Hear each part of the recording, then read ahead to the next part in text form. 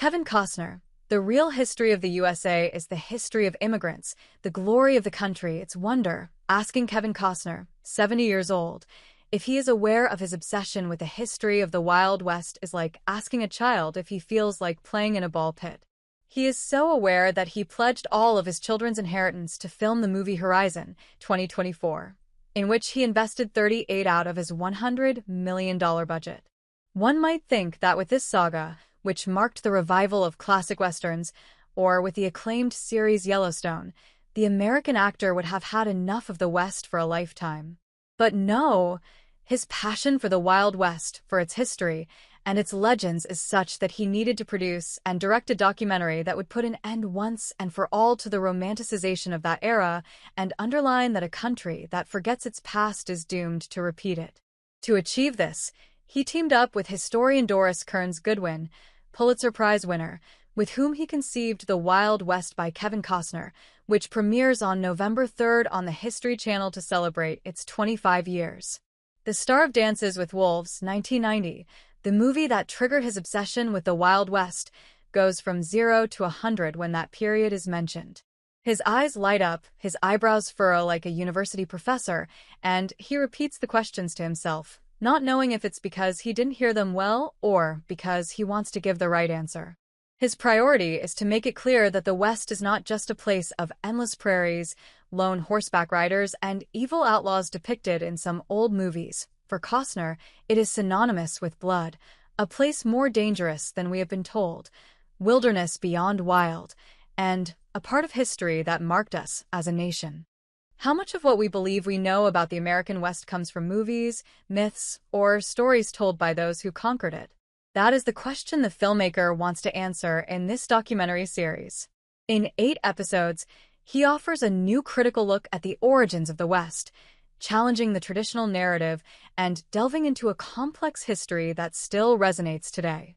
Moving away from the old myths of the lone cowboy or duels at high noon, he invites us to look beyond the legend and explore a reality much more intricate, deeply human, and often darker: the struggle for land. A raw and desperate dispute between indigenous peoples determined to protect their ancestral territories, settlers driven by the promise of progress, and emerging powers that were drawing, in blood and fire, the borders of a new empire. Each episode presents an essential piece of the mosaic of this shared history, from the battlefields where indigenous confederations faced nascent armies to the fur trade routes, the dusty Oregon Trail, or the chaotic streets of California during the gold rush. Through its protagonists, men and women of flesh and blood, complex, tragic, heroic, and full of contradictions, we discover how conflicts of the past still resonate in the present, and how the foundations of contemporary America were forged in a disputed land inch by inch. He has made various movies and series where the West was the protagonist. How does this project differ from others? I like different stories. I am drawn to the West. I can be circling a castle a few times, but eventually, I always want to return to what led us to cross the country and the drama that came with it. I am tormented by what preceded me. Personal drama drives me. You can find it in the White House or discover it in a Lone Ranger. Perhaps the word tormented may impress the reader, but in Costner's mind, the major movements that led to building his country are key to understanding not only the past but also the present. Personal drama drives me, he asserts. You can find it in the White House or discover it in a Lone Ranger. He refers to how great and dangerous the United States was at that time. Those who lived it had to endure and resolve enormous blows to start creating our country and to keep it united, he says. When you realize that the Lone Ranger's story only becomes interesting when he meets someone else, like the Native Americans, that's when we realize that's where the drama lies.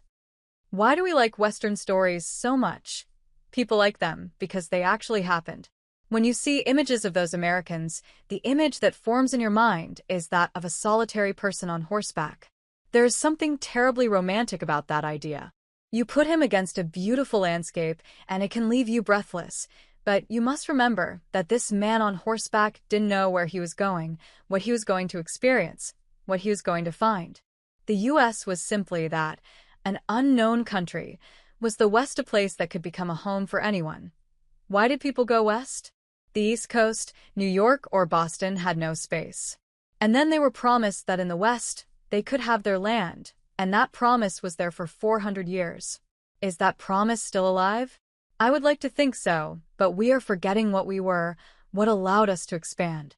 If we look back, we can see how we became great. We need a broader view of ourselves, to empathize, to understand that this doesn't begin or end with us. We are part of a continuum. For Costner, the image that the film industry has created of the Old West responds to the fact that we just wanted to keep seeing the beauty of America. We didn't see the exploration, the confrontation, which ended in blood, he says. People didn't want to see that. Not the fear, not the massacre, not everything that comes with a clash of cultures. When we look within, we realize it wasn't easy and that there were people like us who had to react to being in a harsh place where they had to live by their own rules and protect their family. We are obligated to teach our children the history of our country, the struggle of their grandparents, the struggle of the country itself. Because that promise of land for all led to expelling those who were there. We were going to expel the people we were cornering so they would leave us alone. We were a country in the making. World preeminence, where we set ourselves apart from other countries, we have achieved in the last 100 years. And the reason we could do it was thanks to the convergence of all those people coming from other parts of the world. Is diversity important? There was a shared intellectual process, an intellectual curiosity. The last 100 years were the product of the different combination of people and cultures. We are excellent, and we grew at an incredible rate to achieve the global status we have now thanks to diversity. To what extent has he managed to instill his passion for the West in his children? It's a great question. You want your children to listen to you, but they prefer to listen to others. So, it's surprising when they tell you later, "I love your stories." We are obligated to teach our children the history of our country, the struggle of their grandparents, the struggle of the country itself, and perhaps even more importantly to ask them, where do you think we are going as a country now? Where are we going as a world? We have the ability to teach without lecturing, without forcing something into our heads. The history of our world is glorious. It's tragic. There are inevitable moments. We should have a poetic sense of how we can improve ourselves.